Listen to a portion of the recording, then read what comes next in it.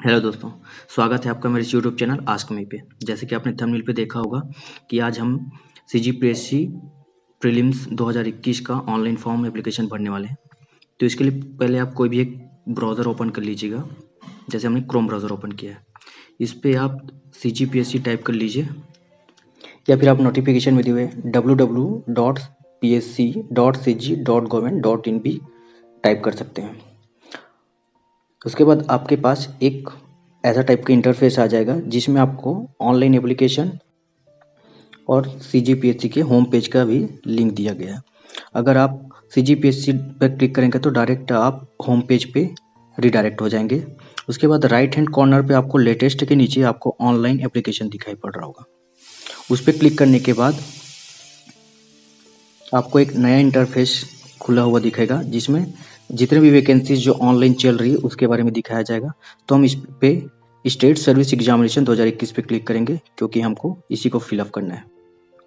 उसके बाद आपको एक न्यू इंटरफेस मिलेगा जिसमें हम पॉइंट नंबर 2 पे क्लिक करके न्यू रजिस्ट्रेशन को देखते हैं। उसके अंतर्गत आपको candidate name, mobile number and email ID मिलेगा। उसको सबमिट करके हम जनरेट ओटीपी पे क्लिक करेंगे। उसके कुछ टाइम बाद हमको एक ईमेल पे और मोबाइल पे ओटीपी प्राप्त होगा। उस जब ये सब सेंड हो जाएगा आपके मोबाइल पे तो आपको एक पॉपअप दिखाई देगा जैसे OTP send to your email and mobile number. उसके बाद मोबाइल या ईमेल पे प्राप्त ओटीपी को हम यहाँ पे इंटर करके सबमिट कर देंगे। उसके बाद हमको ऑनलाइन एप्लीकेशन के लिए नया इंटरफेस मिलेगा। और उससे पहले हम जिन कैंडिडेट जो पहले से जिसके पास आईडी पासवर्ड है उनके लिए देखते हैं। उसके लिए हम पॉइंट नंबर 3 पे क्लिक करेंगे जो जिसके पास ऑलरेडी से रजिस्टर्ड आईडी पासवर्ड है। उसके बाद हम रजिस्टर्ड ईमेल आईडी को यहाँ पे इंटर करेंगे। देन आफ्टर हम पासवर्ड को इंटर करेंगे। पासवर्ड को यहाँ पे इंटर करने के बाद यहाँ पे एक गूगल का सिक्योरिटी लेवल है उसको क्लियर करना है। उसके लिए आई एम नॉट रोबोट पे जो चेक बॉक्स दिया हुआ है उस पर क्लिक करेंगे। फिर चेक बॉक्स को क्लियर करने के बाद आपको एक वहाँ पे राइट का सिंबल शो होगा जिसके बाद आप यहाँ पे लॉगिन पे क्लिक कर सकते हैं आगे के प्रोसेस के लिए। उसके बाद एक आपको नया इंटरफेस मिलेगा जहाँ पे आपका अकाउंट लॉगिन हो चुका रहेगा। सीजीपीएससी के अंतर्गत लॉगिन हो जाएगा, जिसके बाद हम अप्लाई पे क्लिक कर सकते हैं। अप्लाई पे क्लिक करने के बाद आपको फॉर्म फिलअप करने के लिए एक नया इंटरफेस स्टार्ट हो जाएगा जिसके अंतर्गत आपको सबसे पहला पर्सनल इन्फॉर्मेशन फिलअप करना है। पर्सनल इन्फॉर्मेशन में जैसे आपका मोबाइल नंबर, ईमेल आईडी आप पहले से रजिस्टर कर चुके हैं और आपका नाम तो पहले से शो होता रहेगा। उसके बाद आपको आपके फादर्स नेम इंटर करना है। देन आफ्टर आपको मदर्स नेम इंटर करना है। उसके बाद आप अपना नेशनैलिटी चूज़ कर सकते हैं, इंडियन है तो इंडियन या फिर अदर्स में है तो फिर उसमें आप क्लिक करके अदर्स में नेम लिख सकते हैं। फिर इसके बाद आपको अपना जेंडर के बाद आपका मैरिटल स्टेटस यस या नो, आप मैरिड हैं या नहीं है उसके बारे में। उसके बाद आप अपना डेट ऑफ बर्थ चूज़ कर सकते हैं। डेट ऑफ बर्थ चूज़ करने के लिए सबसे अच्छा ऑप्शन रहेगा आपको सबसे पहले आप जाके सन पे इंटर कीजिए। सन पे क्लिक करने के बाद आपको जो भी सन है उस पर क्लिक कीजिए। उस पर क्लिक करने के बाद आपको मंथ के क्लिक करने के बाद आपको डे पे क्लिक करना है। उसके बाद आपको डेट ऑफ बर्थ इंटर हो जाएगा। उसके अकॉर्डिंग आपको यहाँ पे जितना एज चल रहा है 1 जनवरी 2021 में उसके हिसाब से आपको दिखा दी जाएगा। उसके बाद बर्थ प्रूफ के लिए आपको 10th का मार्कशीट चूज़ करना होगा या फिर 12th का। अगर 10th का चूज़ करेंगे तो इसके हिसाब से अकॉर्डिंग आपको 10th का रोल नंबर इंटर करेंगे। उसके बाद छत्तीसगढ़ का डोमिसाइल है तो यस करेंगे या फिर नो कर सकते हैं जिसका नहीं है। उसके बाद रूरल या फिर अर्बन सेलेक्ट करेंगे। उसके बाद अपना कैटेगरी सेलेक्ट करेंगे। जैसे कि यहाँ पे जो बंदा है उसका ओबीसी है तो ओबीसी सेलेक्ट करते हैं। उसके बाद जो पीडब्ल्यूडी वाले कैंडिडेट हैं वो अपना कैटेगरी चूज़ कर सकते हैं, अगर नहीं है तो नो कर देंगे। उसके बाद एक्स सर्विसमैन है तो यस या फिर नो कर सकते हैं। अगर उसके अकॉर्डिंग आपको एक्सपीरियंस बोल रहे हैं। अगर आप एक्स सर्विसमैन नहीं है तो वहाँ पे आपको फिलअप करने की कोई ज़रूरत नहीं है या फिर आप 0 फिल कर सकते हैं। उसके बाद बोला गया है are you government employee of Chhattisgarh और एम्प्लॉय इन बोर्ड और कॉरपोरेशन, अगर हाँ तो हाँ या फिर नहीं है तो नो कर देंगे। उसके बाद या फिर कॉन्ट्रैक्ट बेस्ड पे गवर्नमेंट एम्प्लॉय हैं तो यस कर दीजिए या फिर नहीं कर दीजिए। उसके बाद अगर आप होम गार्ड में हैं तो यस कर दीजिए, अगर होम गार्ड में नहीं है तो नो कर दीजिए। फिर उसके बाद बोलोगे आर यू वेयर शिक्षाकर्मी या पंचायत कर्मी। अगर शिक्षाकर्मी में है तो यस कर दीजिए या फिर नो कर दीजिए। उसके बाद पूछा गया है आपका छटनी एम्प्लॉय में, अगर ये यस है तो यस कर दीजिए या फिर नो कर दीजिए। उसके बाद आपको अगर छत्तीसगढ़ सरकार द्वारा इंटर कास्ट मैरिज के लिए कोई अवार्ड दिया गया है तो उसके बारे में एंट्री करना है। अगर आपको मिला गया है तो यस कीजिए या फिर नो कर सकते हैं। फिर उसके बाद आपको अगर छत्तीसगढ़ गवर्नमेंट या इंडियन गवर्नमेंट के थ्रू अगर कोई भी अवार्ड मिला है तो उसके बारे में आप अगर मिला है तो यस कीजिए, अगर नहीं मिला है तो नो कर दीजिए। फिर उसके बाद अगर आपको कोई भी एग्जामिनेशन से बाहर किया गया है तो यस कीजिए या फिर नहीं तो नहीं कीजिए। अगर कैंडिडेट को कोई भी टर्मिनल या फिर पनिशमेंट मिला है कोई भी सर्विस के दौरान तो अगर मिला हुआ है तो यस कीजिए या फिर नो कीजिए। उसके बाद आपको कभी भी किसी क्रिमिनल केस पे अगर गिल्टी पाया गया तो यस कीजिए या फिर नहीं है तो नहीं कीजिए। फिर उसके बाद अगर आप किसी डिफेंस सर्विस में पर्सनली डिसेबल्ड हैं या फिर कोई फिजिकली हार्म हुआ है तो उसके बारे में आप यस या फिर नो कर सकते हैं। उसके बाद are you a candidate who is a bona fide repatriate of Indian origin, Indian passport holder from Vietnam.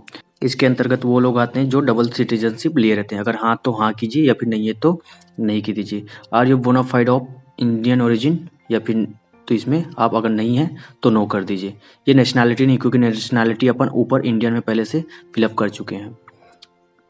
अगर है तो अगर नहीं है तो फिर आपको बोनाफाइड कंट्री फिल करना पड़ेगा। अगर नो है तो आपको उसको तो उसके बाद बोनाफाइड कंट्री में आप कुछ मत भरिएगा, इसको नॉर्मल सेलेक्ट पे ही रहने दीजिएगा, क्योंकि आप इधर नो किए हैं तो इस पर स्टार मार्क नहीं है तो आप इसको फिल करने की कोई आवश्यकता नहीं है। उसके बाद आप जो भी डिटेल्स है उसको आप पूरी अच्छे तरीके से एक बार चेक कर लीजिएगा।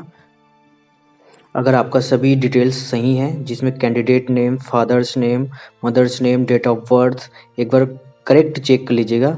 इसके बाद आप सब चीज़ चेक करने के बाद आप सेव एंड नेक्स्ट करके आप आगे बढ़ सकते हैं। उसके बाद आपका एड्रेस डिटेल का सेक्शन आ जाएगा जिसके अंतर्गत आपको परमानेंट एड्रेस फिलअप करना है। जैसे इस कैंडिडेट का परमानेंट एड्रेस मैं डाल देता हूँ, जिसके अंतर्गत हाउस नंबर 7 विलेज डांडेश्वर डाल देता हूँ। उसके बाद इसका स्टेट या फिर यूनियन टेरिटरी सेलेक्ट करते हैं। अगर आपका स्टेट है तो आप उसमें स्टेट चूज़ कर सकते हैं। जैसे इस कैंडिडेट का है छत्तीसगढ़। छत्तीसगढ़ चूज़ करने के बाद हम इसका डिस्ट्रिक्ट चूज़ कर सकते हैं। डिस्ट्रिक्ट चूज़ करने के लिए कई बार थोड़ा लोड लेने में टाइम लगता है तो आप थोड़ा वेट कर दीजिएगा 10 सेकंड। उसके बाद डिस्ट्रिक्ट चूज़ कर सकते हैं। डिस्ट्रिक्ट चूज़ करने के बाद आप इसमें पिन कोड एंटर कीजिए। पिन कोड एंटर करने के बाद आपको यहाँ पे पूछा गया नियरेस्ट पुलिस स्टेशन, तो आप अपने नियरेस्ट पुलिस स्टेशन का नाम लिख दीजिए जहाँ पे वो है। उसके बाद आपका कॉरेस्पॉन्डेंस एड्रेस सेम है तो आप सेम पे क्लिक कर दीजिए जिससे कि ये ऑटोमेटिकली रिफिल हो जाएगा।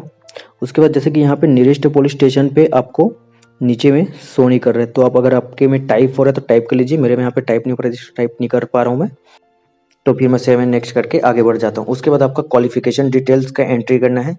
इसके अंतर्गत आप अपना 10th का भर सकते हैं स्टार्टिंग में, उसके बाद 12th का भर सकते हैं, उसके बाद अपना ग्रेजुएशन पोस्ट ग्रेजुएशन के बारे में भर सकते हैं।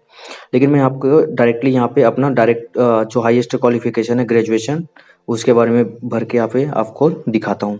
जैसे कि हमें ग्रेजुएशन डिग्री या एनी स्ट्रीम पे क्लिक करेंगे। अगर आप ग्रेजुएट हैं तो उसके बाद कोर्स ऑफ नेम, अगर आप जैसे BA BSc जो भी किए हैं तो वो कीजिए। जैसे एक कैंडिडेट BE किया तो मैं BE में एंट्री कर लेता हूँ।